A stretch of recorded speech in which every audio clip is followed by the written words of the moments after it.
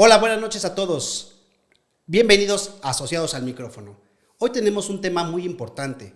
Sabemos que hay médicos que salvan la vida y tienen minutos para resolverlo, pero hay médicos que poco a poco pueden ir resolviendo padecimientos. Hoy nos acompaña el doctor Raúl Morales Reyes. Él es médico especialista en medicina física y rehabilitación, el cual les pido un fuerte aplauso para recibirlo. Gracias. Pues Raúl, bienvenido. Nos conocemos hace mucho tiempo desde tu formación. Me da mucho gusto que estés aquí con nosotros. Pero yo quiero empezar con una pregunta. ¿Por qué elegiste esta especialidad? Pues muchísimas gracias, Doc, por la invitación. Y pues sí, es todo un gusto volvernos a ver después de mucho tiempo. Y para quien no sepa, el doctor fue mi maestro cuando yo era médico interno. Ya después de creo que 10, 11 años, pues estamos aquí. Y bueno, es una historia bastante curiosa. Yo quería ser ortopedista. Muy bien. Yo quería ser ortopedista, sin embargo, tuve una experiencia cuando trabajé como médico general con una paciente. Ella lo operó, asistió a un ortopedista, lo operó de fractura de cadera, le hizo un reemplazo articular, pero siempre me pregunté, ¿y luego qué sigue? ¿Qué sigue después de? Entonces tuve la fortuna de conocer a un médico rehabilitador. Yo no sabía qué era. Sinceramente yo no sabía qué era, pero me encantó la forma en cómo abordó la paciente, qué fue lo que hizo después, cómo le ayudó a recuperarse para que tuviera una mejor calidad de vida y adaptarse a las probables secuelas que pues tuvo, ¿no? Sí. Después de un reemplazo articular sabía muy bien que quedan ciertas secuelas en la movilidad, en la fuerza, y él pudo recuperar muy bien a esa paciente. Y era una paciente de 88 años, entonces es una edad bastante importante. Ahí fue cuando empecé a platicar con él y bueno, me di cuenta que me gustaba toda esta parte de ortopedia, musculoesquelético, etcétera, pero había una parte clínica por ahí como de internista que buscaba salir, como que buscaba un porqué y esta parte como un poco más empática, ¿no? Entonces descubrí que la rehabilitación me daba eso que a mí me gustaba. Me daba la parte de conocimiento, no nada más en musculoesquelético, sino en abordar como una parte de medicina interna, pero desde otro punto de vista. Y además me permitía estar en mucho contacto con el paciente. Entonces fue como elegí medicina de rehabilitación. Y bueno, una vez que entré a la especialidad quedé enamorado de ella. Sí, de hecho, yo creo que ves mucho tipo de patologías en esta especialidad. Por eso quiero que nos expliques, o les expliques, por favor, qué es la medicina física y rehabilitación. La medicina física y rehabilitación es como tal una especialidad médica. ¿Qué quiere decir? El médico tiene que estudiar 6 años de medicina general, por así decirlo, en una universidad, hacer un examen para competir con otros médicos, el famoso ENARM, y luego son 4 años de especialidad, más otros 2, un año de alta especialidad o subespecialidad, maestrías, diplomados, etc. La medicina de rehabilitación es la disciplina que se encarga de dar calidad de vida a todos aquellos pacientes que tienen alguna secuela, que tienen alguna lesión, etc. Normalmente nosotros cuando pensamos en rehabilitación hay de 2 formas de verlo. Uno, la más común, piensan en alcohólicos anónimos, en rehabilitación de adicciones, etc. Bueno, nosotros no vemos esta parte. Y la otra forma de verlo es rehabilitación, pero de sistema musculoesquelético. Fracturas, esguinces, luxaciones, etcétera, posquirúrgico. Pero la rehabilitación abarca más allá de eso. Abarca más disciplinas, más especialidades, más patologías. Entonces, podemos definirlo así como la especialidad que se encarga de regresarle la calidad de vida al paciente para que pueda realizar no nada más sus actividades laborales, sino también sus actividades del día a día. Sí, de hecho yo creo que con lo que nos explicas muy bien, pues vemos que abarcan diferentes padecimientos y hasta ayudan a otros especialistas. Por ejemplo, neurocirugía, neurología, ortopedia, cuando hay un paciente con infarto, toda la rehabilitación cardíaca tiene que ver mucho. O sea, quiere decir que aparte de la licenciatura, la especialidad, hacen una subespecialidad. Y como médico especialista en rehabilitación, pues a lo mejor se especializan o subespecializan en la parte de corazón, en la parte de ortopedia, en la parte neurológica. ¿Cuál es la tuya, la que estás con alta especialidad? Yo me especializo más en intervencionismo y dolor. Entonces, sí, como comentaba, hay muchísimas altas especialidades y subespecialidades. Para que más o menos nos conozca el público en qué se puede subespecializar un rehabilitador, tenemos rehabilitación oncológica, rehabilitación en el paciente quemado, rehabilitación ortopédica, rehabilitación geriátrica, rehabilitación neurológica, rehabilitación deportiva, rehabilitación cardíaca, lo que yo me dedico, que es ecografía neuromusculoesquelética intervencionista, neurofisiología, electrodiagnóstico y bueno, en fin, todavía quedan un poquito más. Pero en lo que yo me especializo es en ecografía neuromusculoesquelética intervencionista, que es más enfocado a un manejo específico para dolor, y eso me permite a mí potencializar a mi paciente para lograr ciertos objetivos. Ahorita, por ejemplo, estás como director de un diplomado. Correcto. ¿Ese diplomado de qué es? Este diplomado se llama, es un diplomado enfocado en rehabilitación intervencionista. Entonces, está enfocado en desarrollar a diferentes médicos especialistas de diferentes especialidades, rehabilitación, ortopedia, medicina del deporte, algología y cuidados paliativos, en realizar procedimientos mínimamente invasivos para poder disminuir el dolor de los pacientes o ayudar inclusive a regenerar ciertos tejidos cuando hay algunas lesiones crónicas. Entonces, además de enseñarles a hacer esto, les enseño cómo integrar lo que vemos en la especialidad de rehabilitación, todos los medios, agentes, medicamentos, junto con estas partes regenerativas y de mínima invasión, para poder acortar el tiempo de tratamiento, para poder llegar a objetivos de forma más rápida y también para darle una mayor calidad de vida al paciente.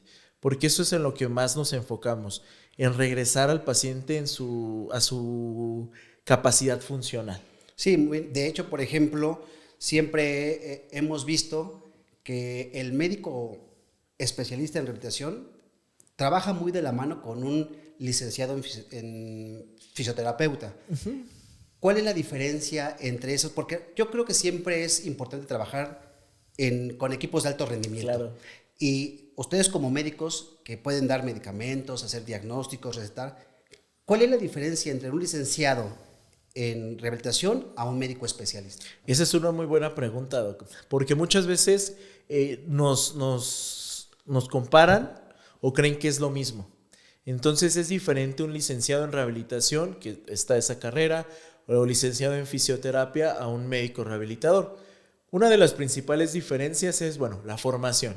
Los licenciados tienen una formación de 4 o 5 años y ya después pueden hacer algunos cursos, diplomados, maestrías.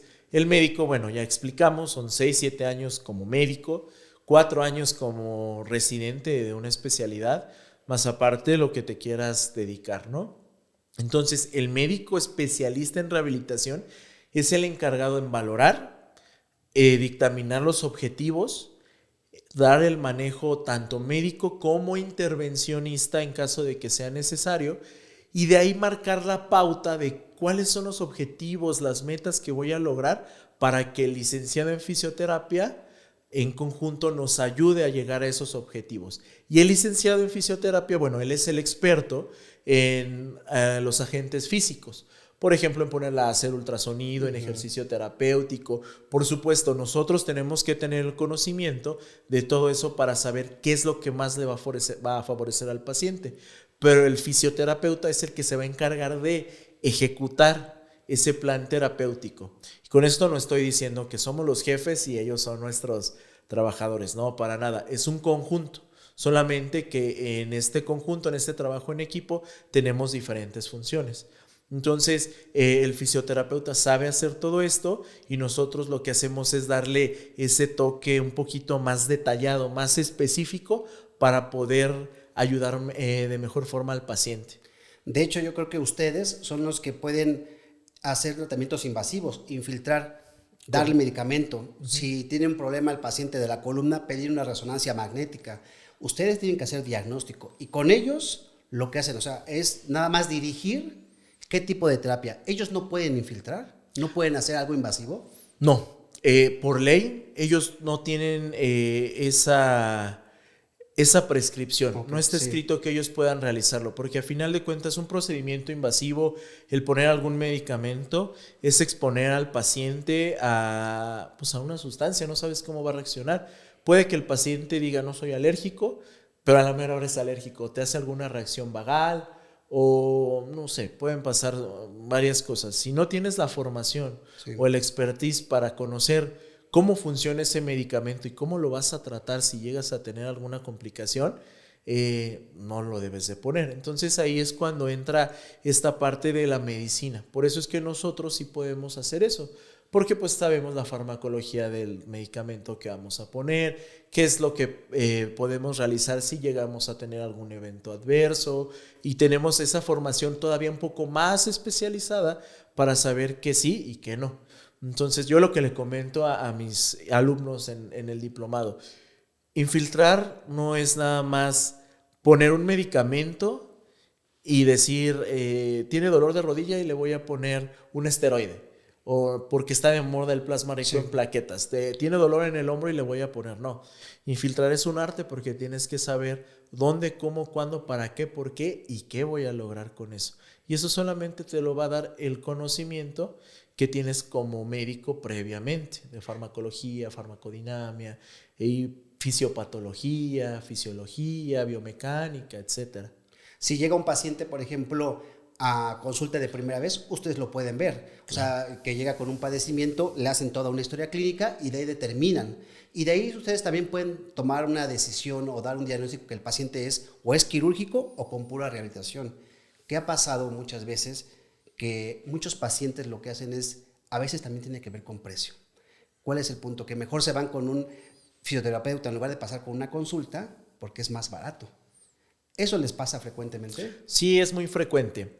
Algo que pasa muy frecuente, y creo que también es la razón de estar aquí, es porque no nos conocen. Creen que somos lo mismo. Entonces, uno es por desconocimiento. Dos, puede ser por costo. Pero lo que le comento yo también a los pacientes, a veces lo barato puede salir caro. Y por quererte ahorrar algunos pesitos, al final terminas pagando más, porque el tratamiento desde un inicio puede estar bien enfocado, pero se complica, se alarga, se complica, se alarga, y al final pues vamos a necesitar hacer otro tipo de intervenciones. Y sí, como dice el doctor, nosotros podemos valorar desde primera vez y dictaminar si es clínico, si es con pura rehabilitación el manejo, si puede recibir algo de intervencionismo o si es quirúrgico. Y si es quirúrgico, se manda con nuestros compañeros ortopedistas y bueno, ya una vez que resuelven esta parte, regresan con nosotros para que podamos rehabilitar al paciente. Y qué bueno que tocamos este tema, porque hay una corriente, me gusta mucho impulsarla en los programas que me invitan o en las charlas que luego doy, que se llama rehabilitación preventiva. Entonces, actualmente o mundialmente hay un concepto que se llama rehabilitación preventiva, que es evitar o dar intervenciones que permitan que el paciente que tenga algún riesgo para generar secuelas no las tenga. Y eso es algo que podemos intervenir o podemos implementar desde que aparece el primer dolor. Por ejemplo, en el hombro, que luego me ha comentado que tiene dolorcito en el hombro. Entonces, desde el momento en que tienes dolor en el hombro, independientemente de la consulta con el médico ortopedista, con el médico familiar, con el que luego van cuando hay institución, pueden acudir con nosotros, porque nosotros podemos valorar esa lesión, dictaminar cómo está y en base a eso diseñar un programa de tratamiento que puede evitar que esa lesión progrese y de igual forma fortalecer o dar intervenciones para que esa lesión no aparezca, o si aparezca sea mucho menos frecuente, con menos dolor, y que sepamos qué hacer en el momento de esa recidiva. Entonces, la rehabilitación no solamente es para adultos o para personas mayores, ¿puede ser para todas las edades? Claro, puede ser inclusive desde niños. Hay dos conceptos que son muy importantes que utilizamos en rehabilitación pediátrica. Yo no me dedico a rehabilitación pediátrica, pero bueno, es parte de mi formación, que es estimulación temprana e intervención temprana, que es algo que mencionan mucho los pediatras, o inclusive las personas que tienen hijos saben, ¿no?, de los ejercicios de estimulación temprana que luego ponen los pediatras, etcétera. Nosotros intervenimos desde ahí, desde el momento en que un niño nace con prematurez, que estuvo en incubadora, que tuvo factores de riesgo para daño neurológico como que se puso amarillito, que es la ictericia, estuvo en incubadora, tuvo asfixia, etcétera. Nosotros podemos intervenir desde que está hospitalizado con ciertos ejercicios para evitar que haya alguna secuela o alguna complicación. En los niños hay algo que se llama neuroplasticidad. Entonces, está muy aumentada esa neuroplasticidad, la formación de nuevas neuronas, nuevas conexiones. Si nosotros intervenimos desde esas etapas, lo más seguro es que ese niño o no tenga secuelas o tenga muy pocas secuelas. O si son secuelas, son niños que tienen secuelas funcionales. Entonces podemos hacer esas intervenciones, que es la famosa intervención temprana. Y la estimulación temprana también podemos intervenir en ella, pero ya es en niños que son sanos, pero que queremos potencializar su desarrollo psicomotriz. Hay pacientes que solamente les duele alguna articulación, el hombro, la columna, etcétera, y ellos dicen, solamente con el reposo nos vamos a curar. El reposo es el peor enemigo que podemos tener. Y aunque suene contradictorio, es cierto. Hay una frase que es de un colega, me gusta mucho esa frase, me encanta. Y él dice, la diferencia entre el querer y poder se acorta con el movimiento. Entonces, sí, hay patologías, hay enfermedades en las cuales el reposo te va a ayudar, pero el reposo no es absoluto.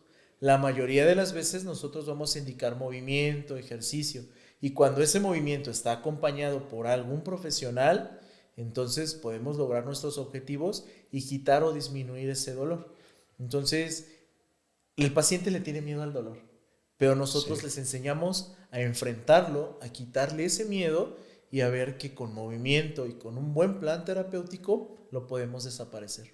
Sí, de hecho así me pasó con el hombro, que decía yo con reposo lo voy a dejar y le tenemos miedo. De hecho, a veces los pacientes piensan que ustedes como médicos especialistas solamente mandan ejercicios y no es así. Es toda una consulta completa.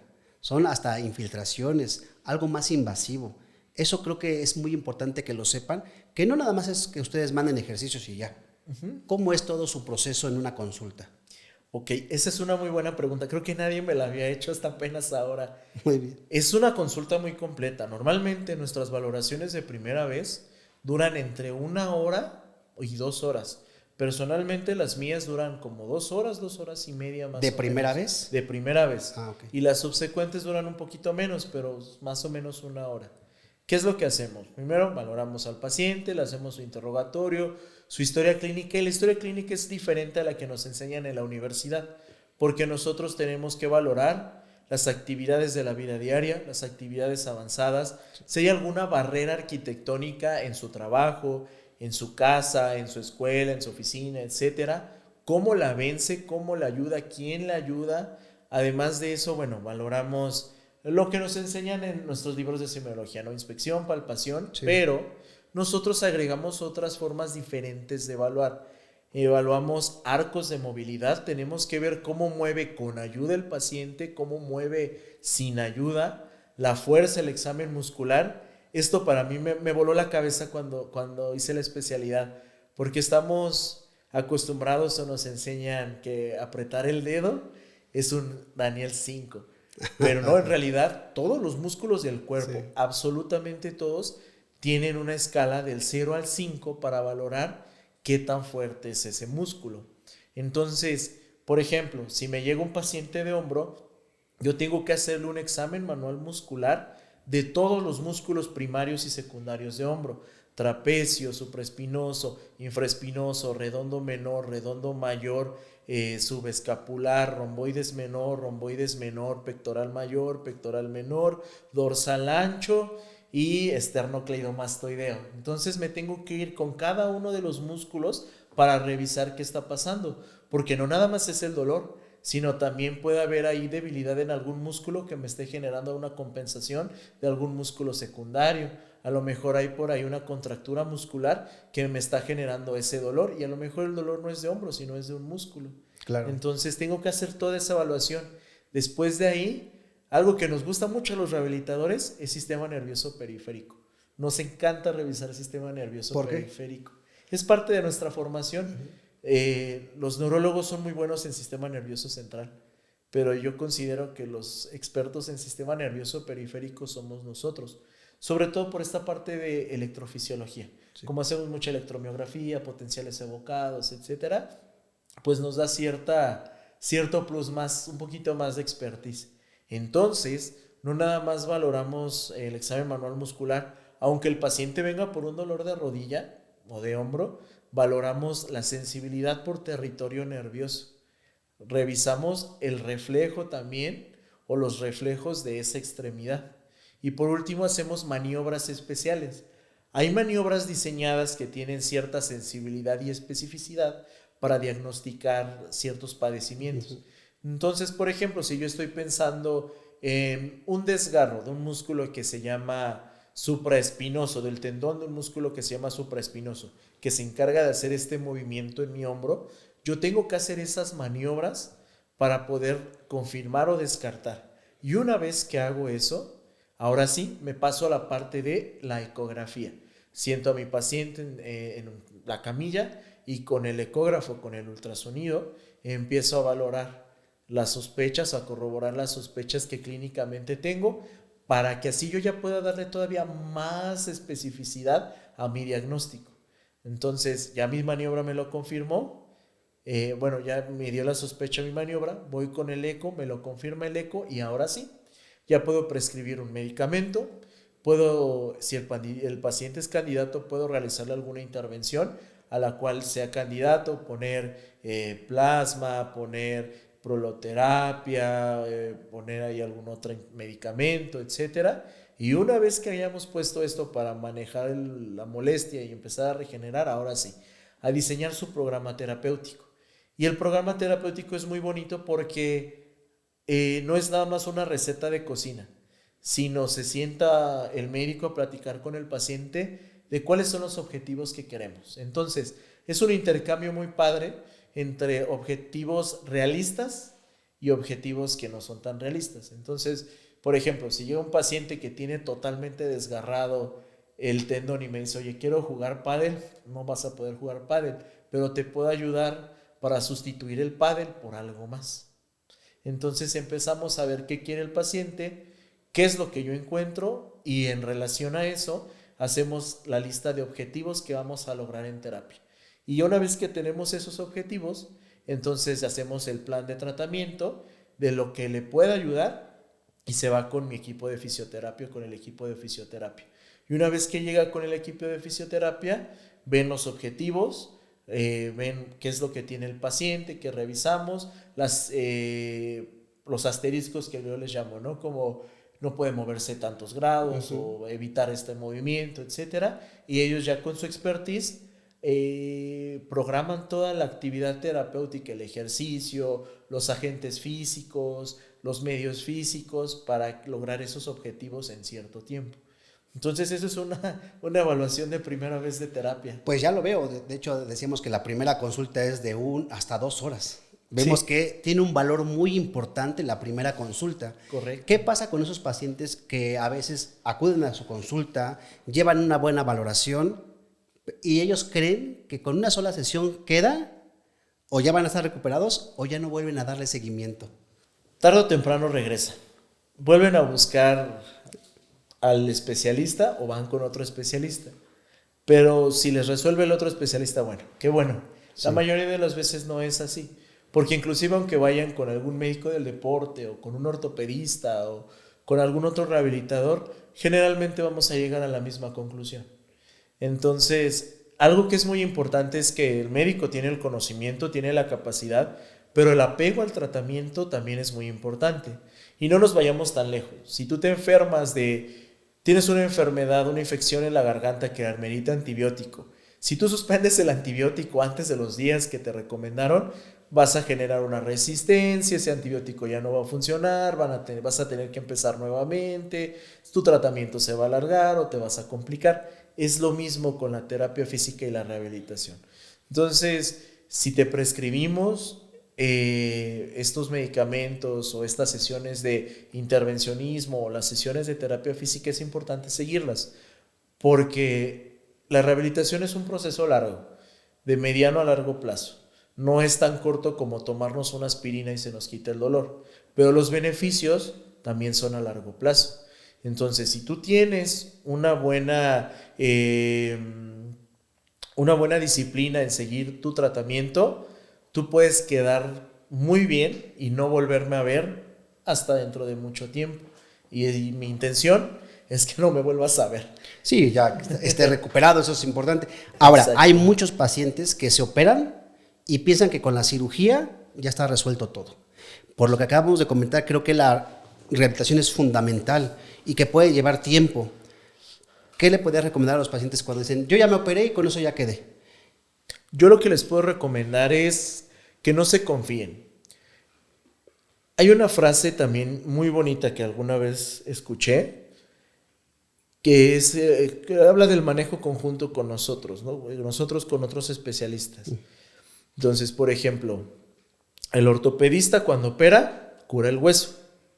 El neurólogo, cuando tiene un problema, un paciente neurológico, ve toda esta parte de cerebro y le ayuda a contrarrestar y controlar. Pero para adaptarse a su vida, ¿quién lo ve? Así es. Entonces ahí es donde entramos nosotros. No es nada más me operé y ya. O no es nada más ya tuve una convulsión y me dio el doctor tratamiento y ya estoy bien. No. Recuerden que todo esto puede dejar ligeras secuelas por muy leves que parezcan. Si eres joven no lo vas a ver hasta que tengas más de 70 años. Y si eres una persona con edad mayor a 70 años, inherentemente lo vas a ver. Entonces, para adaptarnos a todo esto y que el proceso de recuperación sea más rápido, es recomendable visitar a tu médico rehabilitador de confianza, porque te va a ayudar a adaptarte a esas secuelas y en caso de no tener secuelas, te va a ayudar a que no tengas ninguna secuela y no la desarrolles. Entonces, ahí es donde entra lo que mencionaba con el doctor, rehabilitación preventiva.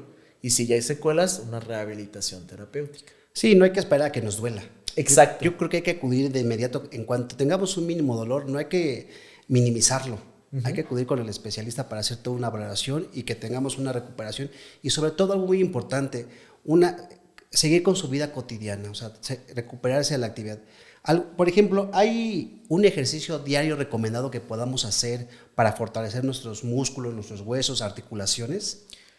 Híjole, hay muchísimos ejercicios. Propiamente para realizar una disciplina, lo mejor es acudir con un especialista, un manejo conjunto entre rehabilitación y medicina del deporte, para que te digan si eres apto o no eres apto para realizar X cosa, ¿no? Por ejemplo, yo tengo un tobillo inestable, si me quiero meter a CrossFit o Taekwondo, me voy a lastimar el tobillo, aunque ya he recibido rehabilitación y etcétera, etcétera. Si yo lo hago, me voy a tronar, pero por ejemplo, soy candidato a algo más. Entonces, si quieren entrar a una disciplina, es bueno que sea una valoración así. Si quieren prevenir, creo que de los mejores ejercicios que pueden realizar son estiramientos. Estiramientos en cuello, en brazos, en mano. Los estiramientos te ayudan muchísimo. Uno, disminuyes las contracturas o el músculo que esté un poquito rígido, ¿no? Mejoras la movilidad articular también. Y de igual forma, tenemos receptores en nuestros tendones y en nuestros ligamentos. Esos tendones, esos receptores, en los tendones y ligamentos, se encargan de darle una capacidad al cuerpo de percibir cómo está ubicado. Es decir, yo sé que mi mano derecha tiene el puño cerrado y mi mano izquierda está abriendo y que se están moviendo mis dedos por mis tendones y mis ligamentos. Si yo no los uso, en algún momento voy a sentirme como extraño. No voy a saber en dónde colocar o posicionar mi mano puede quedarse colgada. Pasa con los pacientes neurológicos. Sí. Entonces, para no perder y seguir estimulando a todos estos receptores que se van perdiendo con la edad y con el desuso, los estiramientos es lo mejor, porque prácticamente haces todo. Todo. Estimulas tus tendones, estimulas ligamentos, estimulas a tu músculo, generas pues el estiramiento para no tener contracturas, mejoras tu postura, no tienes dolor, estás más cómodo y puedes seguir con tu vida como si no pasara nada. De hecho, ya hasta, no me gusta meter mucho lo de las leyes, pero ya hasta hay una ley silla.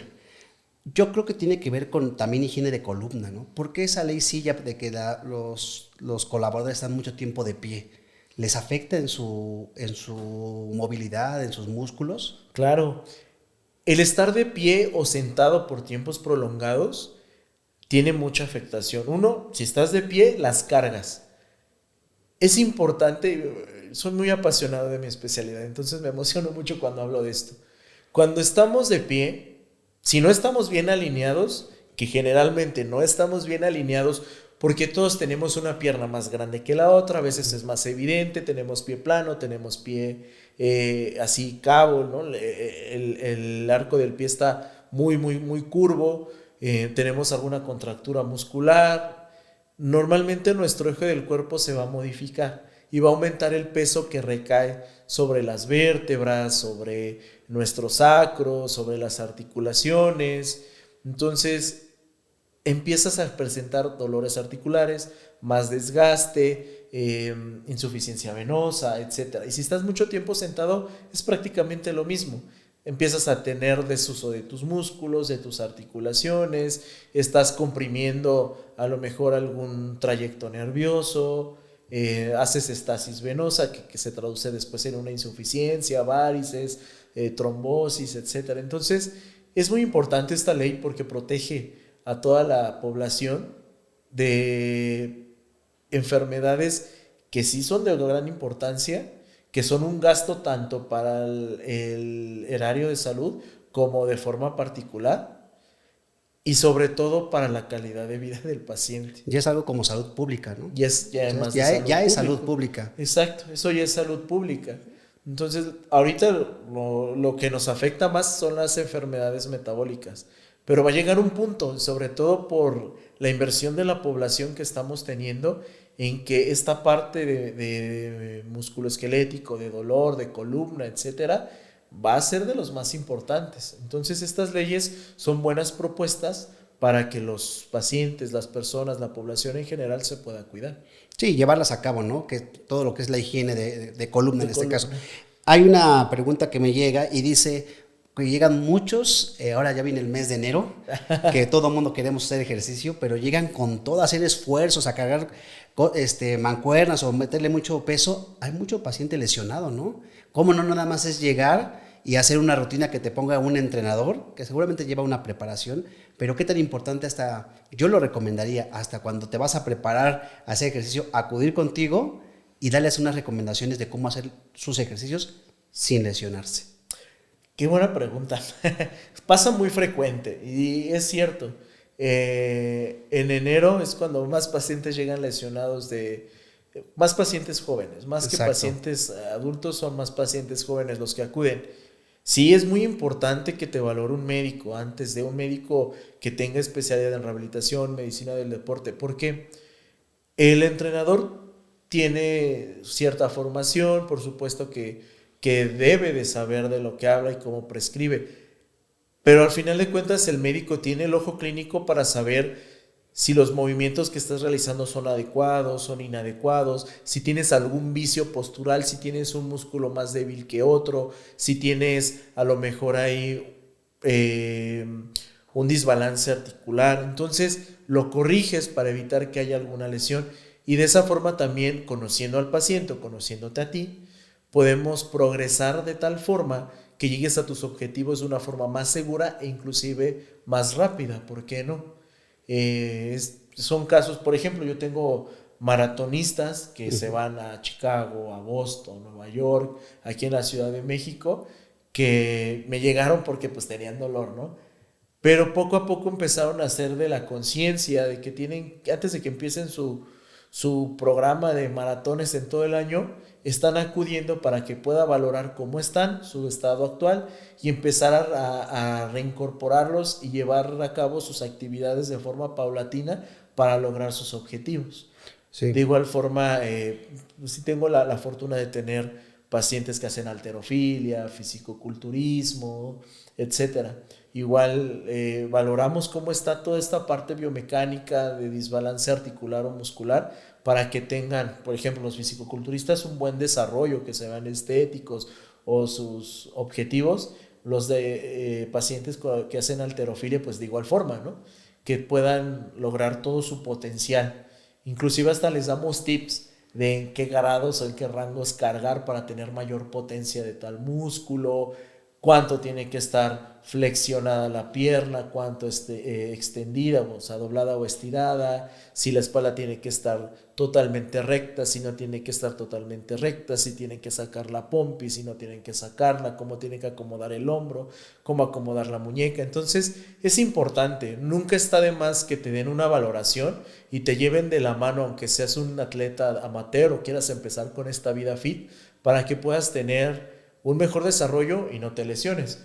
Porque cuánto, y me imagino, bueno, el doctor va mucho al gimnasio, entonces no me dejará mentir, que en enero llega mucha gente y ya después no regresan porque se lesionaron, porque se cansaron, porque se fatigaron, porque se lesionaron y regresan y se vuelven a lesionar, se ausentan, regresan y se vuelven a lesionar. Entonces, para evitar todo esto, porque uno es mayor gasto, disminuyes tu calidad de vida, no puedes trabajar, no puedes hacer hasta lo más mínimo, que es ir al baño, se puede evitar, de verdad se puede evitar. Sí, estos comentarios o más bien con recomendaciones son para pacientes jóvenes que van a empezar ahorita con su ejercicio. ¿Algún caso de éxito, pero por ejemplo nos ha tocado ver muchos pacientes con eventos vasculares, un infarto cerebral, un caso que seguramente lo has visto, pues bueno, tienes muchos? Híjole, tengo varios. Ahorita me voy a enfocar un poquito más a neurológico. Hay dos casos que estuvieron muy bonitos, me gustaron mucho. Uno es cuando era residente, Sí. y otro ya como ya médico especialista. Cuando era residente, hacemos una formación, o hice una formación en un hospital del IMSS que se encarga de ver pacientes lesionados medulares. Los pacientes lesionados medulares, para ponernos un poquito en contexto, son esos pacientes que tuvieron traumas muy fuertes en columna cervical, columna lumbar, que pierden la movilidad, la sensibilidad, etc. Entonces, nosotros los vemos para poder adaptarlos y darles calidad de vida. Por supuesto, cuando hay lesiones que la médula se daña, no puedes hacer mucho, la realidad, pero sí puedes intervenir en mejorar la calidad de vida del paciente. Y recuerdo muy bien a un pacientito, por respeto no voy a decir su nombre, pero él llegó por una causa muy desafortunada. Él iba saliendo de su trabajo, Sí. y le cayó una bala perdida en columna lumbar. Entonces se seccionó por completo. Que él podía sentir desde el ombligo hacia arriba, podía mover sus manos, podía percibir la sensación frío, calor, dolor desde el ombligo hacia arriba, pero del ombligo para abajo, nada. Obviamente no hay control para hacer pues necesidades básicas, no hay control motor, no hay sensibilidad de absolutamente nada. Y aparte de eso se presentan otras complicaciones que se llaman disautonomías, ¿no? Entonces es luchar contra todo eso. Y este pacientito me dice, o sea, le agarré mucho cariño, porque él decía que él estaba muy deprimido, decía que no salía y no tenía amigos, y que ahora que le había pasado eso, pues menos amigos iba a tener y menos iba a salir. Entonces, al final pudimos ayudar, si no controlan cuando hacen el baño, pero podemos ayudarles a programar a su cuerpo para que a cierta hora hagan del baño. Entonces, por ejemplo, él lo ayudamos a que a cierta hora hiciera de la pipí, a cierta hora hiciera de la popó, a que utilizara catéteres para sacar el residual de su pipí, andar en silla de ruedas. Lo ayudé también junto con los fisioterapeutas a subir escaleras con la silla de ruedas, a bajar escaleras con silla de ruedas, a subir sus rampas, a hacer caballitos con sillas de ruedas, a tener fuerza suficiente para que él fuera independiente, a subirse a un carro, a bajarse a un carro, a acostarse en su cama, moverse a su sillón. Cuando él se fue súper agradecido y pues se fue independiente, a tal punto de que hace poquito hablé con él, ya maneja un carro. Qué bien. Y bueno, tuvo cambios también en su aspecto físico, sí se puso como más fortachoncillo y pues afortunadamente él ya tiene un círculo de amigos, vio la vida de otra forma, entonces ahí fue cuando dije, bueno, pues estoy en el lugar correcto, ¿no? Sí. Y entonces pues es una experiencia que te llena mucho. Y ya más adelante tuve un paciente que tuvo un evento cerebrovascular. Él fue un poquito triste porque le dio el evento cuando estaba con su nieto. Estaba cargando a su nieto. Estaba jugando con él. Era un paciente, bueno, es un paciente que no tenía un buen control de su presión arterial, era diabético, bueno, es diabético, pero no tenía un buen control. Tenía varios factores de riesgo. Muchísimos. Y cargando a su nieto, o sea, lo cargó de una vuelta y de repente se empezó a sentir mal, dejó al nieto en el sillón y se desvaneció. Entonces tuvo un evento cerebrovascular.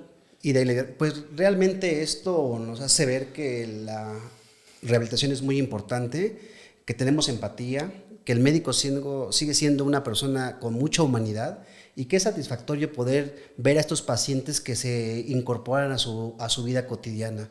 Sí. La verdad es que sí los he visto, digo, como urgenciólogo me llegan pacientes de todo tipo con eventos o infartos en el cerebro y que posteriormente en nosotros queda hasta ahí salvaguardar la vida, pero como es todo un camino largo para que vaya a su vida cotidiana. Sé que este tema es muy amplio, vamos a vernos posteriormente en otros episodios con temas más específicos, porque ahorita es muy importante que estés aquí con nosotros. Para mí es con un placer que estés aquí conmigo, que nos conocimos desde que estabas en la formación y me gusta que estés aquí, que podamos explicar. A mí me gustaría que cerraras con un mensaje, que nos compartieras tus redes sociales, dónde te encontramos, en qué hospital, qué consultorio estás, para que te conozcan y cualquier paciente que tenga alguna duda, un dolor, pues ya sabemos que aquí está el doctor Raúl Morales, que está con todos los conocimientos para poder darle seguimiento a sus padecimientos.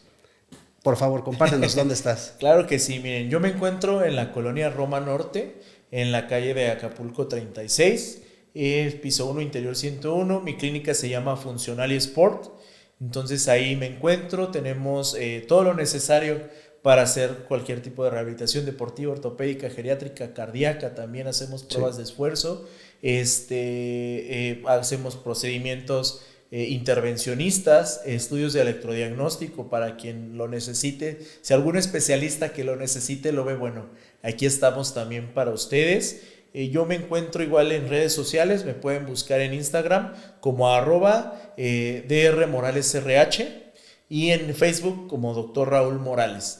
También en Doctoralia, si buscan, todavía les queda alguna dudita, en Doctoralia pueden encontrar las opiniones, reseñas o si quieren agendar una cita, ahí pueden agendar también en Doctoralia, Dr. Raúl Morales Reyes, rehabilitación, y ahí voy a estar. Pues muchas gracias. Pues hoy entendimos que rehabilitar no es solamente mover un músculo, es mover toda una vida. Y la verdad, un aplauso para ti, Raúl, que gracias por estar aquí.